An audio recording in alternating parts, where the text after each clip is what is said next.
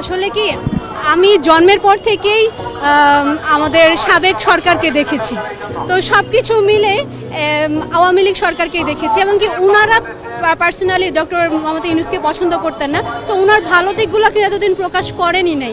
আমাদের কাছে কিন্তু উনার একটা মানে খারাপ দিক ঘুষখোরভাবে আমাদের সামনে এক্সপ্লেন করেছে। তো এখন আমি যেটা বুঝতে পারছি যে উনি খুব সুইট একটা মানুষ, উনি প্রকৃতপক্ষেই যেমন উনার বিহেভিয়ার বা সব কিছু সাধারণ। তো ধীরে ধীরে ওনার সাথে আমার সাক্ষাৎ করার খুবই ইচ্ছা, যে আমরা মিট করব। তরুণরা অনুপ্রেরণা উনি, কারণ একটা জিনিস আমরা দেখতাম যে পুরো বিশ্বে উনি প্রশংসিত, কিন্তু বাংলাদেশের মানুষের কাছে কিন্তু উনি এই বৃদ্ধ বয়সে কিছুদিন হলো সুনাম পাচ্ছে, এর আগে কিন্তু পারেনি। আমার মনে হয় যে ওনার একটা কালো ব্যথা ছিল যে দেশের মানুষের কাছে উনি সম্মানটা পায় না। সো এইটা এখন বাংলার মানুষরা বুঝতে পারে। সো ওনাকে আমরা স্যালুট জানাই, সম্মান জানাই। বাংলার মানুষ হিসেবে আমরা ওনাকে নিয়ে গর্ববোধ করি। বাংলার মানুষ হিসেবে